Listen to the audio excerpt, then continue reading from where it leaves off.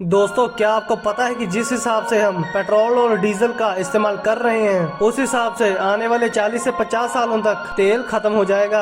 आज के टाइम पर ईरान और सऊदी अरब जैसे देश ही अमीर हैं, क्योंकि दुनिया में सबसे ज्यादा ऑयल सोर्सेस इन देशों के पास ही हैं। और इन देशों का एक संगठन भी होता है जिसे ओपेक कहा जाता है, और ये वही देश हैं जो तेल की कीमतों को डिसाइड करते हैं। और दोस्तों, जो पेट्रोल 2010 में 52 रुपए का बिकता था, आज वो पेट्रोल 100 रुपए की कीमत भी पार कर चुका है। अब अगर ऐसा ही रहा तो आने वाले टाइम में हमें लोन लेकर पेट्रोल लेना पड़ेगा। लेकिन दोस्तों, क्या आपने कभी ये सोचा है कि पेट्रोल और डीजल बनते कैसे हैं और ये इतने महंगे क्यों होते हैं? तो दोस्तों, मेरा नाम है रोनी। चलिए शुरू करते हैं आगे का वीडियो। दोस्तों, पेट्रोल बनाना वीडियो में जितना आसान लगता है उतना आसान है नहीं। दरअसल पेट्रोल और डीजल जमीन से निकालने के प्रोसेस की वजह से महंगे होते चले जा रहे हैं। और ऐसा नहीं है कि पेट्रोल कंपनी सीधा पंप करके पेट्रोल को जमीन से निकाल लेती हैं और हमारे तक पहुंचा देती हैं। दरअसल पेट्रोल और डीजल हमें जमीन के भीतर से गाढ़े और तरल पदार्थ में मिलता है जिसे पेट्रोलियम कहा जाता है, और ये दोनों ही फ्यूल इसी पेट्रोलियम से बनते हैं। पेट्रोलियम का मीनिंग होता है चट्टानों से बनने वाला तेल। वैसे पेट्रोलियम के बनने की भी एक इंटरेस्टिंग कहानी है। पहले के टाइम में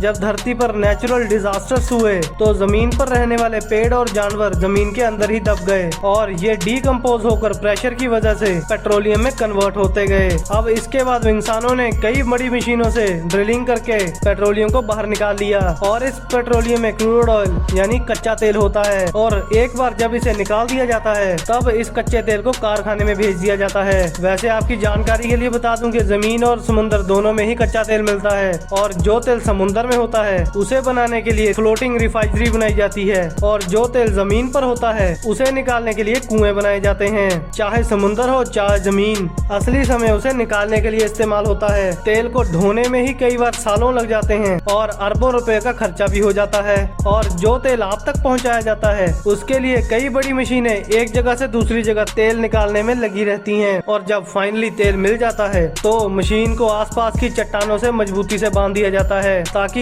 ये हिल डुल ना सके।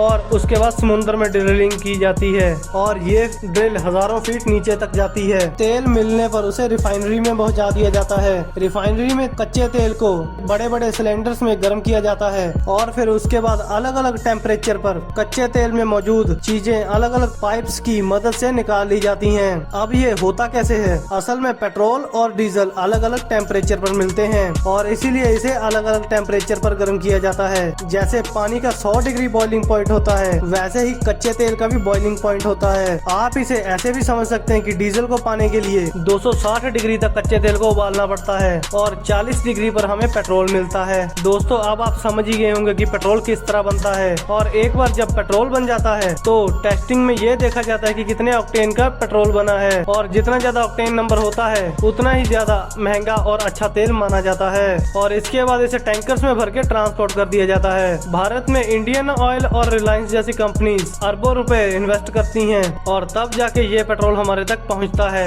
अब बात करते हैं कि ये इतना महंगा क्यों होता है। दोस्तों, पहला रीजन तो आपको समझ आ ही गया होगा कि इसे निकालने का प्रोसेस बहुत ही महंगा होता है। अब पेट्रोलियम से निकलने वाले अलग अलग तेल की कीमत भी अलग अलग होती है। अब जिन देशों के पास अपने ऑयल रिजर्व होते हैं वहाँ ये देश सस्ते पड़ते हैं, और जिन देशों के पास ऑयल रिजर्व नहीं होते वहाँ पर रिफाइनरी और डिस्टिलेशन का प्राइस और भी ज्यादा महंगा हो जाता है। और उसके बाद भारत जैसे देशों में स्टेट और सेंट्रल गवर्नमेंट मिलकर करीब 70% टैक्स भी तो लगाती है। पेट्रोल और डीजल एक नॉन रिन्यूएबल रिसोर्सेज हैं, और इसी तरह जैसे जैसे ये इस्तेमाल हो रहे हैं वैसे वैसे ये खत्म होते चले जा रहे हैं, और इसीलिए ये महंगे भी होते चले जा रहे हैं। दोस्तों, आप अपने सवाल हमें कमेंट में पूछ सकते हो। इस वीडियो से अगर आपने कुछ अच्छा सीखा हो तो वीडियो को लाइक करके चैनल को सब्सक्राइब करना ना भूलें। जय हिंद।